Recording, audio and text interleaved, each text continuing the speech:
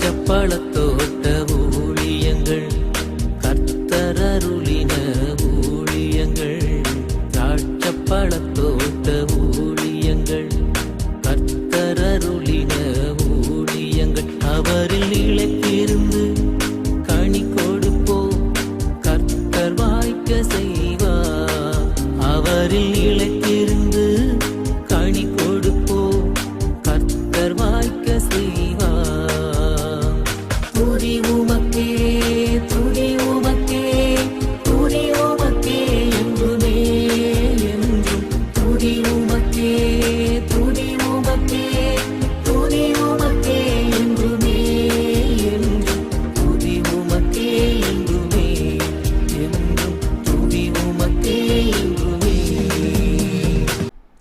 சிறியவனை புழுதிலிருந்தும் எளியவனை குப்பையிலிருந்தும் எடுத்து உயர்த்தி ராஜாக்களோடும் பிரபுக்களோடும் பங்கிருக்கச் செய்கிற அருமை ஆண்டவர் இயேசு கிறிஸ்துவின் இனிதான நாமத்தினாலே இந்த சத்தத்தை கேட்கின்ற அனைத்து தேவனுடைய பிள்ளைகளுக்கும் என்னுடைய அன்பான வாழ்த்துதல்கள். நீங்கள் கோடா கோடியை பெருகுவீர்களாக, உங்களுடைய பிள்ளைகள் கோடா கோடியை பெருகுவார்களாக என்று வாழ்த்துகின்றேன், ஆசீர்வதிக்கின்றேன். கடந்த நாட்களிலே கர்த்தருடைய பிரதான கிருபையினாலே தொடர்ச்சியாக ஊழியங்களை செய்ய கர்த்தர் உதவி செய்தார். கர்த்தர் நாமத்திற்கு மகிமை உண்டாகட்டும். சென்னையிலே பல்லாவரம், மீனம்பாக்கம், திரிசூலம் என்று தொடர்ச்சியாக கூட்டங்கள். சென்ற வாரத்திலே நமக்கு ஆண்டுடைய கிருபையினாலே நாகர்கோவிலிலே விடுதலை நாள் கூட்டங்கள் நடைபெற்றன. அந்த கூட்டத்தில் அதிகமான ஜனங்கள் பங்கேற்றனர். நாம் வழக்கமாய் வாங்குகிற உணவை விட கூட ஒரு 25 சாப்பாடு சேர்த்து வாங்குகிற அளவிற்கு இங்கே அதிகமான ஜனங்கள் வர ஆண்டவர் கிருபை செய்தார். அது மாத்திரமல்ல, இதுவரைக்கும் இல்லாத அளவிற்கு அதிகமாக தேவனுடைய வல்லமை வெளிப்பட்டது. சாசுகள் அலறி அடித்தன, வியாதிகள் ஓடி போயின, ஜனங்கள் விடுதலை பெற்றார்கள். ஒரு பக்கம் ஆத்மாவிலே விடுதலை, இன்னொரு பக்கம் சரீரத்திலே விடுதலை, இன்னொரு பக்கம் அவர்களுக்கு நிறைவான உணவு என்று அவர்கள் எல்லாரும் திருப்திப்பட்டு போனார்கள். இதைத் தொடர்ந்து சென்ற சனிக்கிழமை ஞாயிற்றுக்கிழமை கோரம்புள்ளம் CSI சர்ச்சில் லெந்து நாள் கன்வென்ஷன்கள் எல்லாம் சிறப்பாக நடைபெற ஆண்டவர் உதவி செய்தார். பிரியத்துக்குரியவர்களே, தொடர்ச்சியாக கூட்டங்களை நடத்த, ஆண்டவருடைய ஊழியத்தை செய்ய, ஆண்டவரை குறித்து பேச, ஜனங்களுக்காக ஜெபிக்க என்று சொல்லி பல்வாறு ஆண்டவருக்காக நிற்க கர்த்தர் உதவி செய்தார். இதோ நாளை தினம் 2வது சனிக்கிழமையாக இருக்கின்றபடினாலே மார்த்தாண்டம் பகுதி ஜனங்களே உங்களை தேடி வருகிறேன். மிக முக்கியமான அறிவிப்பை நான் கொடுக்க விரும்புகிறேன். அந்த மெட்டுமணி ஜங்ஷன், அந்த அந்தோணியார் கோயில், வெடிவச்சாங் கோயிலுக்கு போகிற வழியில் அந்த OMC ஹால் இருக்குது. நீங்கள் உள்ளே போனவுடனே லெஃப்ட் சைடில் வேறு ஒருத்தர் கூட்டம் நடத்துகிறாங்க. அதில் ரொம்ப சத்தம் கேட்குது. அதனால் நிறைய பேர் ஏமாந்து பிரதர் இங்கே தான் இருக்காங்கன்னு சொல்லி அங்கே போய் தவறானபடிக்கு அந்த கூட்டத்தில் போய் பங்கேற்கிறாங்க. இல்லவே இல்லை, நேராக வந்து வலது பக்கமாக அந்த படியில் ஏறி வந்தால் நாங்கள் அங்கே கூட்டத்தை நடத்துகிறோம். நீங்கள் அங்கே வரும்படியாக அன்போடு கூட நான் அழைக்கின்றேன். நிறைய இடங்களில் இதுபோல் குளறுபடி நடக்கின்றது. நமக்கு வருகிற ஆத்துமாக்கள் எல்லாம் அறியாமையின் நிமித்தமாக அவர்கள் அந்த இன்னொரு பக்கம் கூட்டம் நடத்துகிறாங்க, அங்கே போயிடுறாங்க. நீங்கள் போனால் விசாரியுங்கள், கிறிஸ்டோபராஜா பிரதர் இருக்காங்களான்னு சொல்லி கேட்டு அதுக்கு பிறகு போங்க. வலது பக்கத்தில் இருக்கிற இடத்துல தான் நாங்கள் கூட்டங்களை நடத்துகிறோம்.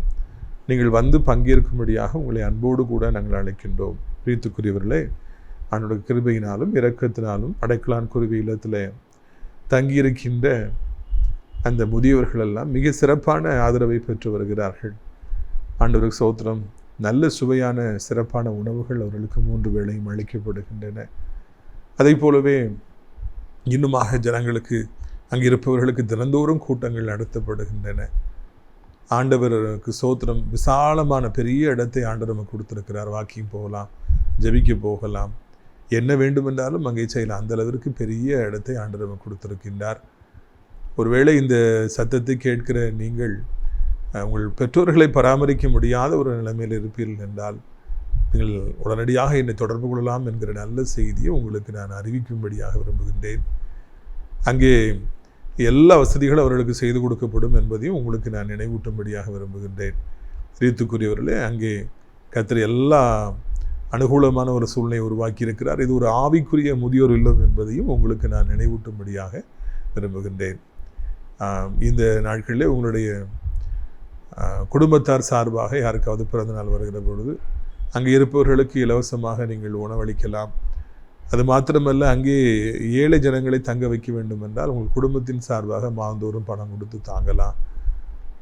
பல விதங்களிலே இந்த அடைக்கலான் குருவி முதியோர் இல்லத்திற்கு நீங்கள் உதவி செய்யலாம் என்பதையும் உங்களுக்கு நான் நினைவூட்ட விரும்புகிறேன். இந்த நாளிலே நம்முடைய பிரயோஜனத்திற்காக 1 சாமுவேல் 9வது அதிகாரம் 1ஆம் வசனத்திலிருந்து நான் வாசிக்க விரும்புகிறேன். 1 சாமுவேல் 9வது அதிகாரம் 1ஆம் வசனம் முதல். பென்யமீன் கோத்திரத்தாரில் கீஸ் என்னும் பேருள்ள மகா பராக்கிரமசாலியான ஒரு மனுஷன் இருந்தான். அவன் பென்யமீன் கோத்திரத்தானாகிய அபியாவின் மகனான யெகோராத்திற்கு பிறந்த சேராரின் புத்திரனான அபியேலின் குமாரன். அவனுக்கு சவுல் என்னும் பெயருள்ள சௌந்தரியமான வாலிபனாகி ஒருவன் இருந்தான். இஸ்ரவேல் புத்திரர்கள் அவனை பார்க்கிலும் சௌந்தரியவான் இல்லை. எல்லா ஜனங்களும் அவன் தோளுக்கு கீழாக இருக்கத்தக்கதாக உயரமுள்ளவனாக இருந்தான். சவுலின் தகப்பனாகிய கீசுடைய கழுதைகள் காணாமல் போயிற்று. ஆகையால் கீஸ் தன் குமாரனாகிய சவுலை நோக்கி, நீ வேலைக்காரரில் ஒருவனை கூட்டிக் கொண்டு கழுதைகளை தேட புறப்பட்டு போ என்றான்.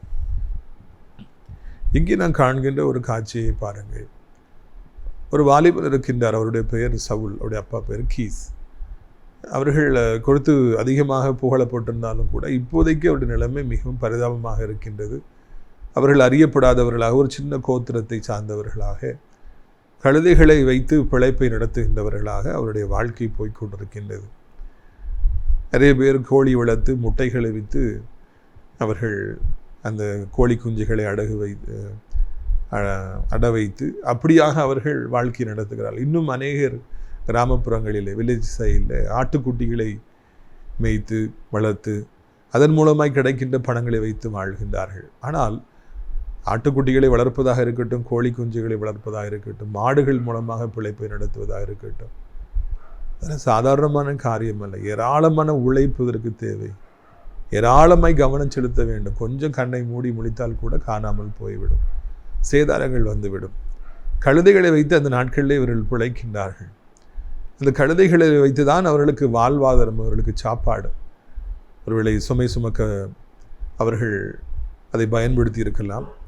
இல்லாவிட்டால் சில நேரங்களிலே அந்த கழுதைகளிலே அவர்கள் ஏறி பல இடங்களுக்கு சென்று ஆட்கள் கேட்கிற பொழுது கழுதைகளை எடுத்துக்கொள்ளும் என்று சொல்லி அவர்கள் பிழைப்பு நடத்தி இருக்கலாம். யாராக இருந்தால் என்ன, இந்த பூமியிலே வாழ்கிற காலங்களிலே பிழைப்பதற்கு சொல்லி ஒரு வழி வேண்டும் அல்லவா, ஒரு வாழ்வாதாரம் வேண்டும் அல்லவா, ஒரு வேலை வேண்டும் அல்லவா, ஒரு வருமானம் வேண்டும் அல்லவா. அதைத்தான் இங்கே நான் காண்கிறோம். எந்த வாழ்வாதாரம் அவர்களுக்கு இருந்ததோ, எந்த கழுதைகள் அவர்களுக்கு வருமானத்தையும் உணவையும் பெற்றுக் கொடுத்ததோ, அந்த கழுதைகள் இங்கே காணாமல் போய்விட்டதை நான் காண்கின்றோம். அப்பொழுது அவர்களுக்கு எவ்வளவு அதிர்ச்சியாக இருந்திருக்கும் என்று சொல்லி சிந்தித்து பாருங்கள். நாய் வளர்ப்பவர்களுக்கு திடீரென்று வீட்டிலேருந்து நாய் வெளியே ஓடி விட்டது காணவில்லை என்றால், அது ரோட்டில் போயிடுச்சு, அடிபட்டுருச்சோ, வாகனத்தில் செத்து போயிடுச்சோ, இல்லைன்னா யாரும் பிடிச்சிட்டு போயிட்டாங்களோ, அதிகமான மனக்கவலை ஏற்படும். நாய் வளர்ப்பவர்களுக்கு அதை பற்றி தெரியும். அதே போல் எது உணவை பெற்றுக் கொடுக்கிறதோ, எது வருமானத்தை கொண்டு வருகிறதோ, அந்த கழுதை காணாமல் போய்விட்டது என்றால் அது எவ்வளவு அதிகமான வருத்தத்தை ஏற்படுத்தும் என்பதை நீங்கள் உணர்ந்து கொள்ள வேண்டும். அதிக ஒரு கவலை, அதிக ஒரு வருத்தம் அவர்களுக்கு ஏற்பட்டிருக்கும். தகப்பன் தன் மகனை பார்த்து சொல்லுகின்றார், நீ வாலிபனாக இருக்கிறபடினாலே கழுதைகளை தேடி புறப்படும். எப்படியாவது அந்த கழுதைகளை நீ பிடித்து கொண்டு வர வேண்டும், இல்லை என்றால் நமக்கு ஒன்றும் இல்லை என்று தகப்பன் தன் மகனை அங்கு அனுப்புவதையும் பார்க்கிறேன். வாலிபனாகி அந்த மகன் எங்கே என் கழுதை போயிட்டு என்று தெரியாமலேயே, திக்கு தெரியாமலேயே அவரும் கூட கழுதையை தேடி புறப்பட்டார் என்று இந்த இடத்துல காண்கின்றோம். பிரித்துக்குரியவர்களே, இந்த நாளிலும் கூட இதை போலவே அநேக குடும்பங்கள் இன்றைக்கு இருப்பதை பார்க்கிறோம். அவர்களுக்கு வாழ்வாதாரத்தை தருகிற, உணவை கொடுக்கின்ற, வயிற்றை நிரப்புகின்ற முக்கியமான தொழில்கள் எல்லாம் இன்றைக்கு காணாமல் போய்விடுகின்றன. நல்ல வருமானம் வந்துகிட்டு இருந்த கடையை மூட வேண்டிய சூழ்நிலை வந்து விடுகிறது. நல்ல பிஸ்னஸுக்கு போயிட்டு இருந்த ஐயா அல்லனா அப்பா வியாதிப்பட்டு வீட்டிலே படுத்து விடுகின்றார்கள். நல்ல ஒரு இடத்துல வாங்கி இன்வெஸ்ட் பண்ணி ஒரு இடத்த வாங்கி போட்டிருந்தாங்கன்னா அந்த இடத்த வேற ஒருவர் வந்து என்னுடைய இடம் என்று சொல்லி பிடித்து கொள்கிறார். இல்லை அநியாயமாக அந்த இடத்துல வந்து பில்டிங் கட்டிடுறாங்க.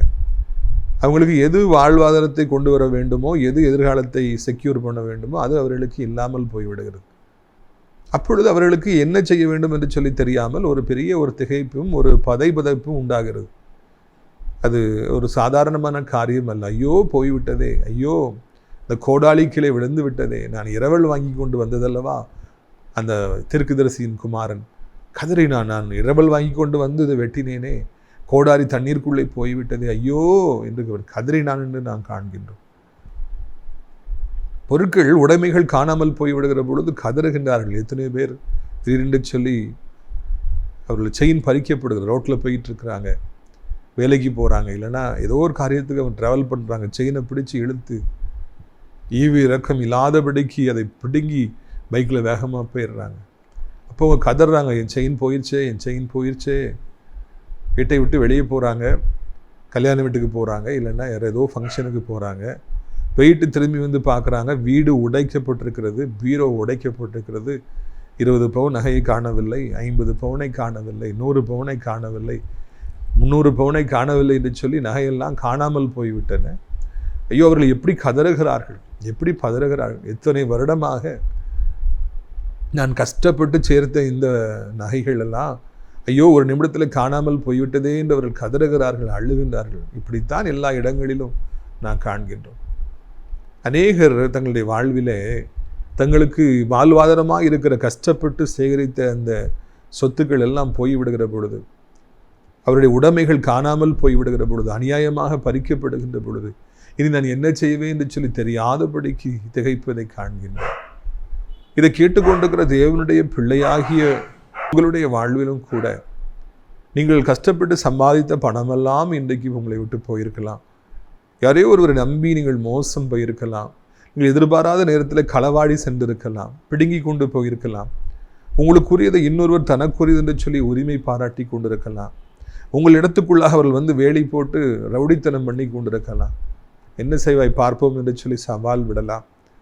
இது நிமித்தமாக அதிகமான மன உளைச்சலோடு கூட இன்றைக்கு நீங்கள் இந்த செய்தியை கேட்டுக்கொண்டிருக்கலாம். அதனால்தான் தேவன் என்னுடைய உள்ளத்தில் இந்த பாரத்தை எனக்கு கொடுத்து உங்களிடத்தில் பேச வேண்டும் என்று சொல்லி சொன்னார்.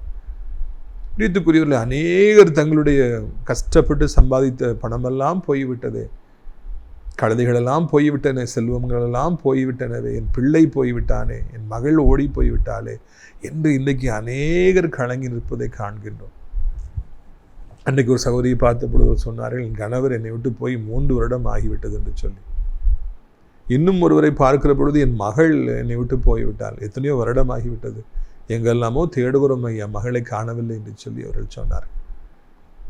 பிசாசானவன் இப்படியாக தேவனுடைய பிள்ளைகளுடைய வாழ்க்கையில் காணப்படுகிற உடைமைகளை, சொந்தங்களை, சொத்துக்களை, விலங்கினங்களை அவன் பிடுங்கி அவர்களை தவிக்க விடுகின்றான். அப்பொழுதெல்லாம் தேவனுடைய பிள்ளைகள் கதறுகின்றார்கள். தேவனுடைய பிள்ளைகள் சத்தம் போடுறாங்க, ஆண்டவரே என்று கூப்பிடுறாங்க. எப்படி அந்த தீர்க்கதரிசியின் புத்திரர் கோடாரி விழுந்தவன கூவினாரோ, ஆண்டவரை நோக்கி கூவினாரோ, அதே மாதிரி நாமும் கூட கூப்பிடுகின்றோம். பிரியத்துக்குரியவர்களே, உங்களுடைய நிலைமையை ஆண்டவர் அறிந்திருக்கிறார் என்பதை முதலாவது புரிந்து கொள்ளுங்கள்.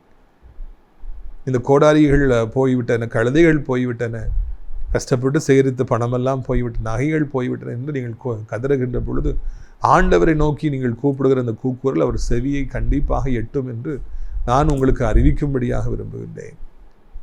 இந்த நாளிலே மிகுந்த துக்கத்தோடு இருக்கிற சகோதரா, மிகுந்த துக்கத்தோடு இருக்கிற சகோதரி, உங்களை குறித்து ஆண்டவர் அக்கறை உள்ளவராக இருக்கின்றபடியினால்தான் இந்த நாளிலே இந்த சத்தியத்தை நான் பேசும்படியாக உங்களிடத்தில் இதை குறித்து நான் உரையாடும்படியாக ஆண்டவர் என்னை அழைத்தார். தேவனுடைய பிள்ளைகளுடைய மனநிலைமைகளை ஆண்டவர் அறிந்திருக்கிறார், வேதனைகளை அவர் அறிந்திருக்கிறார்.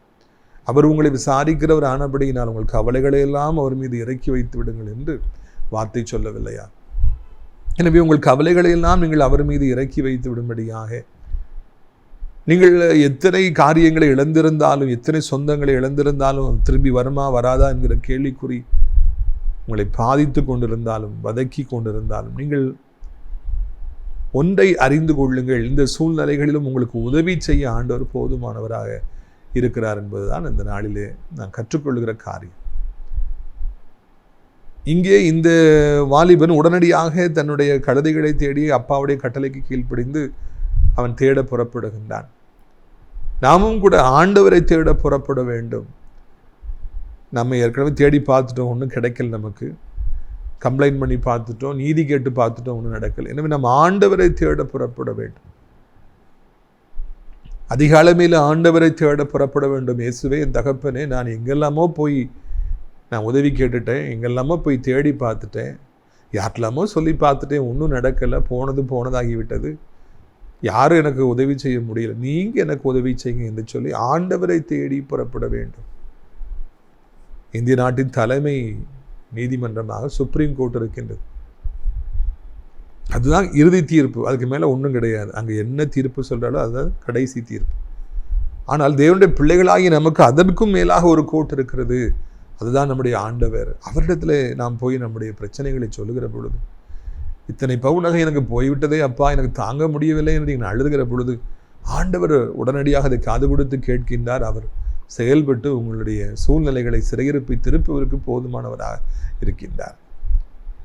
பிள்ளை போயிருக்கலாம், ஓடி போயிருக்கலாம், மகன் காணாமல் போயிருக்கலாம், இல்லை என்றால் சொத்துக்களை யாரோ பிடுங்கி வைத்திருக்கலாம், நகைகள் போயிருக்கலாம். நம்பிக்கையோடு கூட ஆண்டவரை தேடி நீங்கள் புறப்படுங்கள். அதிகாலமே ஆண்டவரை தேடி தேவனுடைய சமூகத்துக்கு செல்ல ஆரம்பியுங்கள். இதுபோல் நாம் கூட்டங்களில் நடத்துகிற பொழுது அங்கே ஆண்டவரை தேடி வாருங்கள். அப்பா, எனக்கு நீங்கள் தான் ஏதாவது செய்யணும், யாராலும் எனக்கு உதவி செய்ய முடியல, நீங்கள் தான் எனக்கு ஏதாவது செய்யணும், நீங்கள் தான் என் பிள்ளையை காப்பாற்றி கொண்டு வரணும். அவள் கண்ணு தெரியாமல் போயிட்டா, சாத்தான் கண்ணை கட்டி வச்சிருக்க, நீங்கள் தான் கொண்டு வரணும். அவள் எதிர்காலத்தை அவள் பாழாக்கிடக்கூடாது, சாத்தான் பாழாக்கிடக்கூடாது, நீங்கள் தான் கொண்டு வரணும். ஆண்டவரை தேடி வாருங்கள். அதிகாலமே ஆண்டவருடைய சமூகத்தை தேடி செல்லுங்கள். நாம் ஊழியங்களை நடத்துகின்ற பொழுது ஊழியங்களை தேடி வாருங்கள். ஞாயிற்றுக்கிழமை ஆண்டவரை தேடி ஆராதனைக்கு செல்லுங்கள்.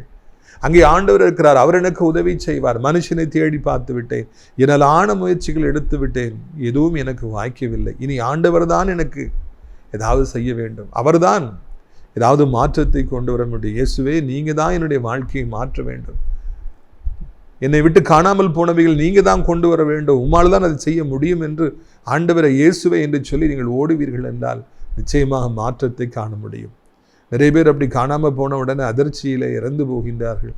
ஏன், ஒரு சிலர் சாத்தானாலே வஞ்சிக்கப்பட்டு அவர்கள் தற்கொலை கூட செய்து கொள்கிறார்கள். தற்கொலை செய்து கொள்கிறபடினாலே பிரச்சனைகள் தீர்ந்து விடுகிறதா? சாத்தான் எவ்வளவு தந்திரமாக இந்த ஆத்துமாக்களை சேதாரமாக்கி போடுகிறான் பார்த்தீர்களா? நாமும் கலங்க வேண்டுங்கிற அவசியம் இல்லை. ஆண்டவரை தேடி சொல்லுவோம். ஆண்டவரே, நீர் எனக்கு தந்த சொத்து, நீர் எனக்கு தந்த நகை, நீர் எனக்கு தந்த நிலம், நீர் எனக்கு அருமையாய் தந்த பிள்ளை, ஜெபத்தினாலே பிறந்த பிள்ளை, இன்றைக்கு அவள் தவறாய் காணாமல் போய்விட்டாள், நீங்கள் தான் அவளை கொண்டு வரணும். நீங்கள் ஆண்டவரை தேடி போக ஆரம்பிங்க. கல்லும் கரைய ஆரம்பிக்கும். எவ்வளவோ கடினமான சூழ்நிலை இருந்தாலும் ஆண்டவரால் இந்த சூழ்நிலைகளை மாற்ற முடியும், இழந்து போனதை திரும்ப கொண்டு வர முடியும் என்பதை உங்களுக்கு நான் நினைவூட்டும்படியாக விரும்புகின்றேன். அநேக நேரங்களிலே நான் நம்பிக்கையற்றவர்களாக போய்விடுகிறோம், சோர்ந்து போனவர்களாக நாம் மாறிவிடுகிறோம், ஜெபம் செய்ய முடியாதவர்களாகி விடுகிறோம். ஐயோ, போய்விட்டதே, என் மகன் போய்விட்டானே, என் மகள் போய்விட்டாலே, என் நகை போய்விட்டதே என்று புலம்பி புலம்பி நாம் அப்படியே சோர்ந்து போய்விடுகிறோம். இல்லை இல்லை, போனது திரும்பி வர வேண்டுமென்றால் ஒரு வழிதான் இருக்கிறது. மகள் திரும்பி வர வேண்டுமென்றால் ஒரே ஒரு வழிதான் இருக்கிறது. அது ஆண்டவர் இயேசு. அதுதான் வாசல். அந்த ஒரு வாசல் தான் இருக்கிறது. அந்த வாசலுக்குள்ளே நீங்கள் புறப்பட்டு செல்லுங்கள். அவரை நோக்கி நீங்கள் கதற ஆரம்பியுங்கள். அப்பொழுது ஆண்டவர் உங்களுக்கு நிச்சயமாக உதவி செய்வார்.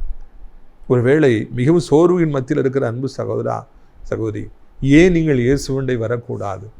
நீங்கள் ஏன் இயேசுவை தேடி செல்லக்கூடாது? அவரை நோக்கி நீங்கள் பார்த்து ஏன் கதறக்கூடாது? ஒருவேளை அவராலே உங்களுக்கு உதவி செய்ய முடியும் அல்லவா? நம்பிக்கையற்றிருக்கிற உங்களுடைய சூழ்நிலைகளை மாற்றி நம்பிக்கையை ஏற்படுத்தி இழந்து போனதை திரும்ப மீட்டு தர முடியும் அல்லவா என்பதுதான் அந்த நாளில் கர்த்தர் நம்மிடத்தில் பேசுகின்ற காரியம். நீங்கள் அழ வேண்டாம், நீங்கள் கவலைப்பட வேண்டாம், புலம்ப வேண்டாம், அங்குமிங்குமாக ஓட வேண்டாம். போதும், ஓடினதெல்லாம் போதும். இனி ஆண்டோடு சமூகத்துக்கு செல்லுங்கள், அவரை தேடி செல்லுங்கள். அவர் உங்களுக்கு உதவி செய்ய போதுமானவராக இருக்கின்றார். பாருங்கள், நான் உங்களுக்காக சில காரியங்களை வாசிக்க விரும்புகிறேன்.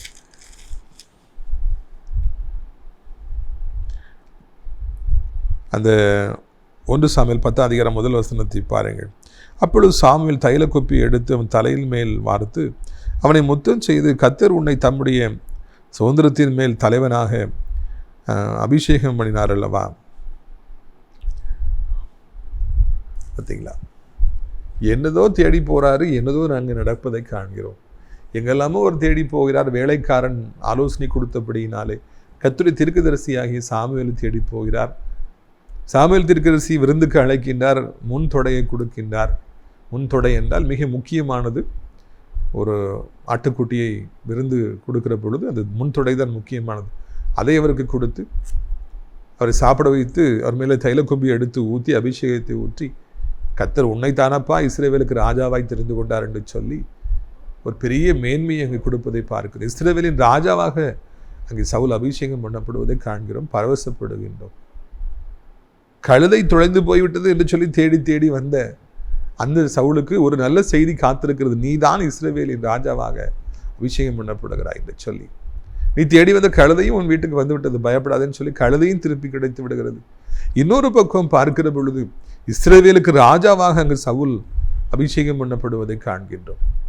மிகப்பெரிய வல்லமை படைத்த ஒரு ராஜாவாக, கர்த்தரால் தெரிந்து கொள்ளப்பட்ட ஆபிரகாமின் சந்ததியாராகிய அந்த இஸ்ரவேலுக்கு ராஜாவாக மாறுகின்ற பாக்கியம் அங்கு சவுல் ராஜாவுக்கு கிடைத்தது என்று சொல்லி நாம் காண்கிறோம், பரவசப்படுகின்றோம்.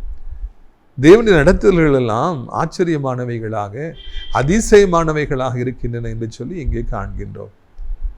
எனக்கு வாழ்வாதாரம் போய்விட்டதே, ஐயோ என் கழுதைகள் போய்விட்டதுனவே என்று சொல்லி தேடி வந்த சவுலுக்கு நீதானப்பா இஸ்ரவேலுக்கு ராஜா எனப்பட்ட ஒரு பெரிய ஆசீர்வாதம் அங்கே கிடைத்தது என்று காண்கிறோம். கழுதைகளும் வீட்டுக்கு வந்து விட்டன, இழந்து போன கழுதைகளையும் பெற்றுக்கொண்டார்கள். இன்னொரு பக்கம் இஸ்ரவேலுக்கு ராஜாவாக அவர் மாற்றப்பட்டார். அப்படி என்றால் இந்த கழுதைகள் தொலைந்து போனதில் ஆண்டவர் ஒரு நோக்கத்தை வைத்திருந்தார், ஒரு முகாந்திரத்தை வைத்திருந்தார்.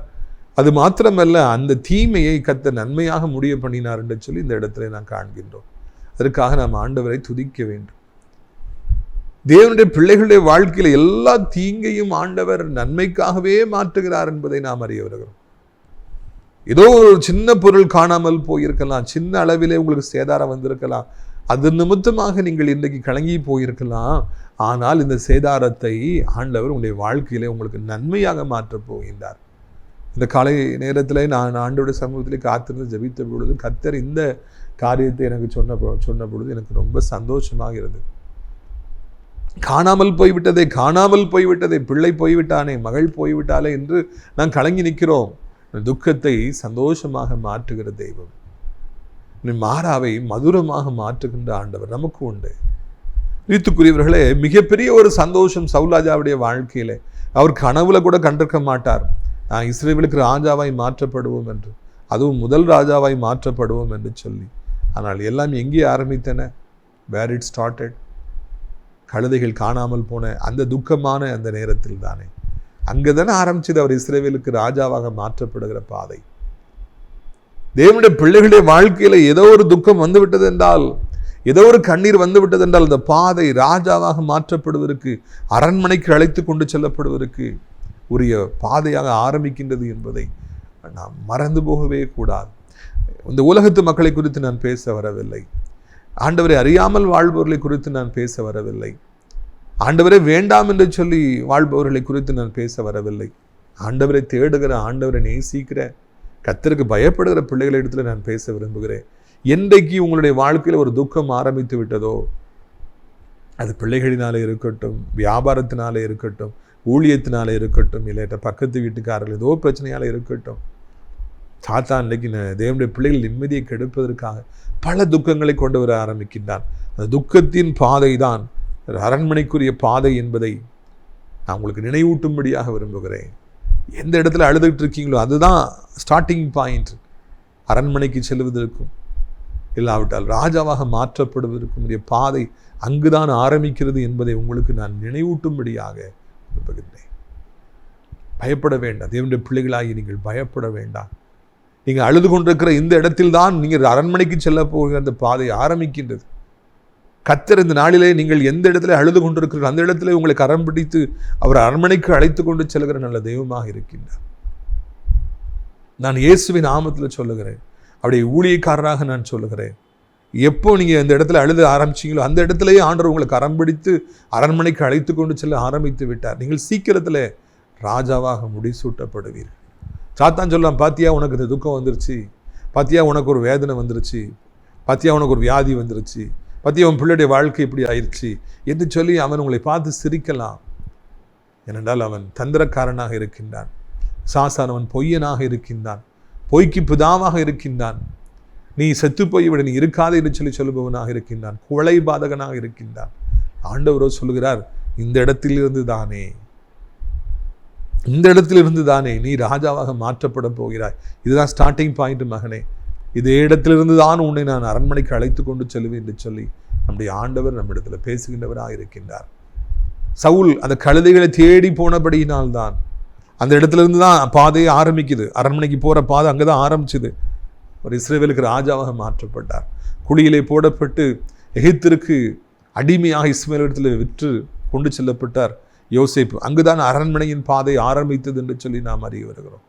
இன்னும் எத்தனையோ எக்ஸாம்பிளை நான் பைபிளில் சொல்லலாம். இன்றைக்கு உங்களுக்கும் கூட கர்த்தர் அப்படியே செய்கின்றார். எங்கே நீங்கள் அழுது கொண்டு போக ஆரம்பிக்கிறீர்களோ, எங்கே உங்களை ஏமாற்றினார்களோ, எங்கே உங்களை துக்கப்படுத்தினார்களோ, வெட்கப்படுத்தினார்களோ, எந்த இடத்தில் நீங்கள் அவமானப்பட்டீர்களோ, அந்த இடத்தில் தான் அரண்மனைக்குரிய பாதை அழைத்து செல்லப்படுகிறது. நீங்கள் எதை இழந்திருந்தால் அதை கர்த்தர் திரும்ப கொடுப்பார். உங்கள் பிள்ளைகள் திரும்பி வருவார்கள். நகைகள் உங்களுக்கு திரும்ப கிடைக்கும். வீடுகள் கிடைக்கும்.